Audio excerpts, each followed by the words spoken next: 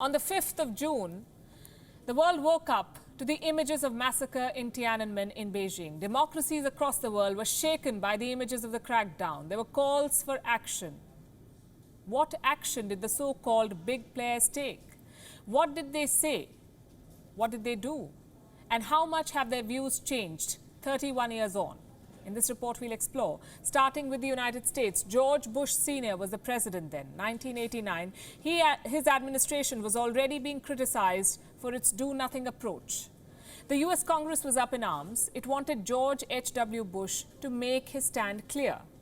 So on the 5th of June, the White House announced suspension of government-to-government sales and commercial exports of weapons to China. But the US refused to end ties completely with the communist leadership. Let me tell you what Bush Sr. had to say, and I'm quoting, "What I want to do is preserve this relationship as best as I can. I want them to know that I view this relationship as important, and I view the life of every single student as important." 31 years down the line, there's no such balancing act in Washington, and thank God for that. America not only wants China to acknowledge the Tiananmen massacre, it is slapping sanctions over what's happening in Hong Kong. And we support tough action, but here's the interesting thing. Donald Trump, who is now the president of the United States, held a very different view back in 1989. Then he endorsed China's crackdown at the Tiananmen Square. He called the protests a riot. And he praised China for showing what he called the power of strength. Well, words do come back to bite. Then there was the United Kingdom. Margaret Thatcher was in power.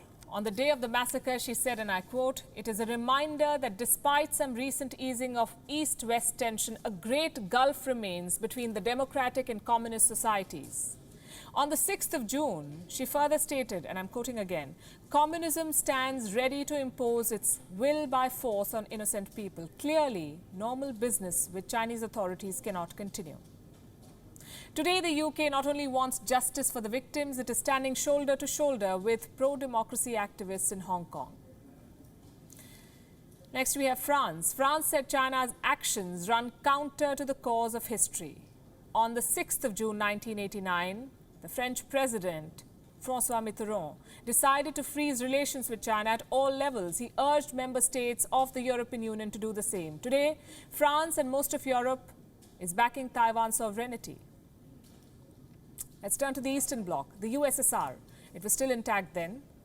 On the 6th of June, the Soviet parliament condemned, and listen to this, they condemned all outside attempts to put pressure on Beijing.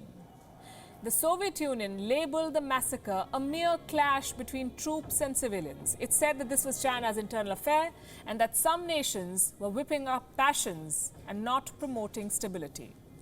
Not much has changed there. Russia is still backing China. It still hasn't commented on the Tiananmen anniversary, and it still remains tight-lipped on what happens in Hong Kong.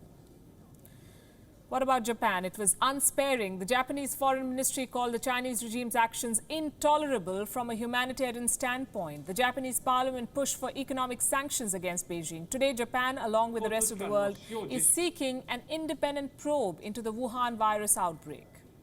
Australia. The then Australian Prime Minister, Bob Hawke, joined Chinese students in solidarity on the streets of Sydney. He granted them a 4-year asylum to stay in Australia, a decision which he is said to have taken without consulting his cabinet. Today, Australia is at the forefront of seeking accountability from China for this pandemic. And then we come to India. What about India? In 1989, Rajiv Gandhi was the Prime Minister of India. Fresh from his visit to Beijing about 6 months back, he or his government did not say a word about this massacre. Reports say that the Indian government of 1989 told the state television, which was the only kind of television then, to tone down the coverage of the Tiananmen Square protests. It was believed to be a signal to Beijing that India would not revel in China's domestic troubles. Well, even today, India does not comment on China's so-called internal matters. No official statement on Hong Kong or Taiwan. But India has backed the international call for a probe into the Wuhan virus outbreak, and India is facing China at the border. And as far as we know, the government is not telling the Indian media to tone down the China coverage. You can go back to our archives and verify.